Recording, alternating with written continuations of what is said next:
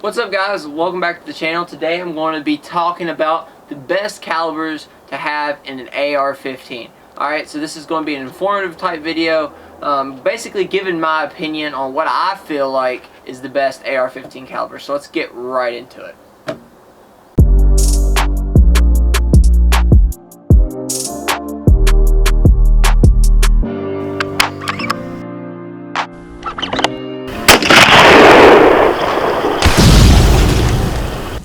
So, like I said before the intro rolled, we are going to be going over what is, in my opinion, the best AR-15 caliber to have. So there's tons of different AR-15 calibers.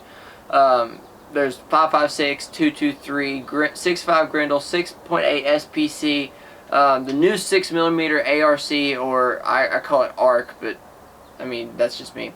7.62 by 39, I don't know if I already said that or not, and then 300 Blackout. And I'm kind of excluding the big bores like the 350 Legend and the 50 Beowulf and bigger calibers like that, just because I don't have any experience with those. So pretend like I'm not talking about, or I'm not even including those in my thought process. Okay, so this is not going to be a very technical review or not a very technical discussion. I'm just going to give in generals. Okay, so let's start out by going over the 5.56, and that is the most common AR-15, or most common caliber for AR-15. I have one right here. This is a Anderson 5.56, very inexpensive rifle, very nice rifle. Okay, but like I said, the most common. So some of the great perks about the 5.56 are ammo. Generally speaking, you can find 5.56 ammo everywhere. Right now, you can't really find a lot of it, and that's just because of the political and social situations. Alright?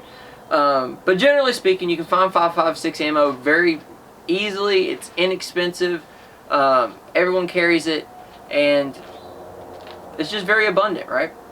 It's very good at medium to, or I guess smaller to medium ranges. I wouldn't take it out very much further than probably 500, 600 yards and expect it to perform perfectly. Now, when I'm giving you these ranges, I know every single rifle can go shoot as far as anybody can shoot it, right? I know people have taken 5.56, 223s out to buku's amount, alright?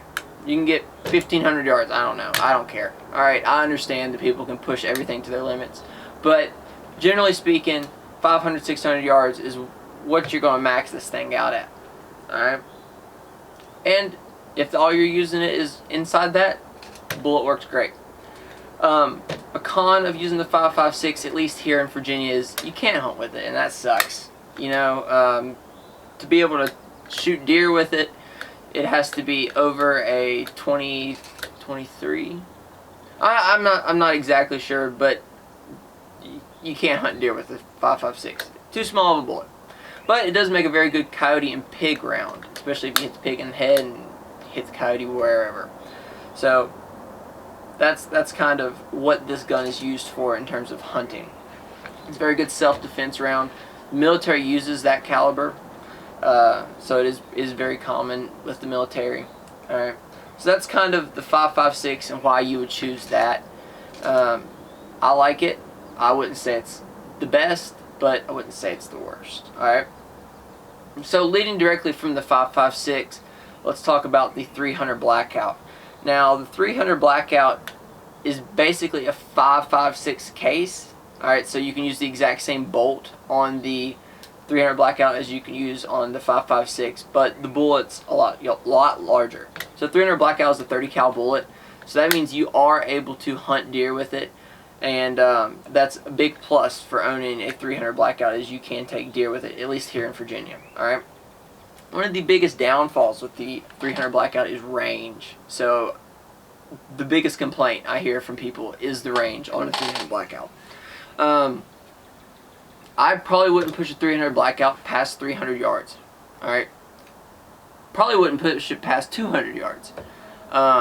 The bullet's so heavy, so big, so bulky, and it's just not the most aerodynamic flying thing there ever was. So the limitation's really high on range there. But a lot of people like the 300 Blackout for self-defense and home protection. So a lot of people get them in pistol builds, run them suppressed. They do really well with subsonic ammunition. Alright, so if you're looking for something in the home defense range, that's a great option, especially if you're not doing a lot with it. Just a home defense rifle with a 300 Blackout is really something you should look into and consider. But I wouldn't say it's the all-around best bullet there is. Okay?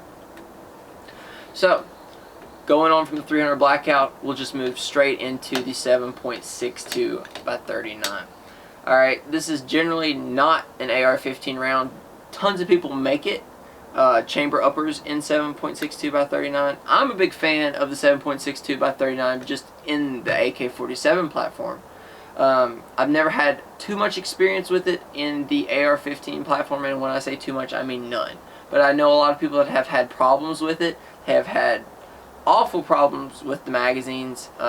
It just doesn't work really well. The bullet doesn't. Alright? The bullet is very powerful. Alright? I have took a many a deer with the bullet, and it is great. Like I said before, I love the thing. Alright? But a lot of people have problems with it in the AR-15 platform, and it's just not there. I know a lot of people that do pistol builds in the 7.62, and I've talked to a bunch of other YouTubers and some people here at the gun club I'm a part of, and they don't really recommend the 7.62 in a pistol. They'd rather have a pistol in a 300 Blackout. Alright, so that's kind of where I stand on the 7.62 by 39.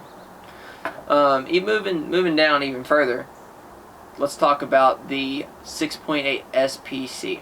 So the 6.8 SPC it was very popular, and then it didn't get then it lost popularity, and then it's starting to come back. At least I feel like it is. I'm seeing more and more people make upper receivers for it. They have the SPC and the SPC 2. I'm pretty sure it's the 2. And I'm not quite sure what the difference is, but it's starting to make a comeback.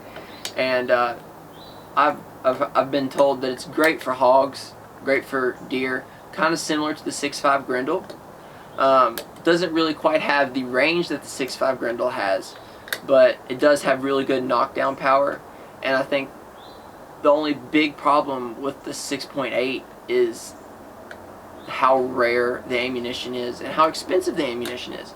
So out of all the gun stores around here in Virginia that I know of, and I'm located in Southwest Virginia, I know of one gun store that has 6.8 ammo. One. And it's like $30 a box, and it's not even the nice stuff. So the ammo is kind of hard to find, and that's one of the biggest problems that I have with the 6.8, and that's really the handicap for it for me. So I brought up the 6.5 Grendel earlier when I was talking about the 6.8, so let's talk about it. Right here I have a 6.5 Grendel. This is my hog hunting, coyote hunting rifle, and I like it a lot. The 6.5 Grendel, it came, I think it was initially used for, like, it was supposed to be brought into the military, and it never quite took. Bill Alexander developed it here in Southwest Virginia in Radford, and it's been produced ever since. The bullet is just like the 6.5 Creedmoor, except for it is a smaller casing, and can't quite fly as far, but it can still fly pretty far. The 6.5 Grendel is known for its long range ability and being able to maintain that knockdown power that you need to take larger game. So it can be used for deer hunting, pig hunting, coyote hunting, you name it, it can be used for it. Alright, so for the most part, the 6.5 Grendel is fairly common around, at least around where I'm from. You can find ammunition in pretty much every store. I order all my ammunition online, and the cheap plinking ammunition runs about $5-6 a box, or at least it did, and the more expensive hunting ammunition runs about $20-25 a box, which is on par with like .308 ammo, even some .5.56 ammo. I know now 5.56 has skyrocketed, so it's probably running about the same price. And I find being able to find and buy ammunition a very, very important feature in the rifle, just because I don't want to pay a ton for ammo, right? So, the 6.5 Grendel, like I said before, pretty decent long-range shooter. I'd max it out at 800. I know it can do well further than that. I know it can do 1200, but I wouldn't personally take it past that, and I would never need to. I don't think the bullet would hit something hard enough at that range to ethically kill anything. So, there's that. But I guess I'm just going to go ahead and say it because y'all probably already know I have the gun. 6.5 Grendel is the ideal, in my opinion, AR15 bullet. Okay, it can do it all. I put a lot of research when I was looking to pick up my second AR15. The first one I got the 5.56 just because I was impulse buying, but the second one I was debating between a 308. I was debating between the 300 Blackout, the 6.8. I did a ton of research into it, and I finally settled on the Grendel just because the availability of ammunition, the knockdown power, the ability to shoot long range effectively, just everything come together in this rifle. I just think it's ideal and spot on. Alright, so I think I'm going to wrap it up. I hope the video helped, especially if you're trying to decide on your next AR-15 caliber or you're looking to buy your first, whatever it may be. I hope I helped you decide what you're going to pick. Alright, so I think that about does it, guys. Please go hit that subscribe button. We're doing really good. We're either above 1,000 right now or right at it, and it just means the world to me that everybody has subscribed. I love the support I get from everyone, and it just means a lot. Alright, so because we hit 1,000, we dropped merch. The merch is in the description down below. We've got some pretty sweet t-shirts. They're super comfy. I love them. I have a few of them. I have the sweatshirt, and the sweatshirt's awesome. So if you go check the merch out, it would mean a ton to me. Alright, so I think that about does it. I appreciate everybody for watching, and as always, take someone outdoors. I will see y'all next time.